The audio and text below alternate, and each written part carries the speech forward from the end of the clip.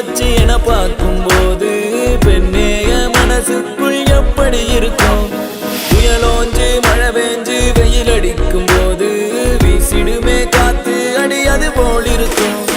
தோணவில்லை தோணவில்லை என பத்தி எனக்கேதான் தோண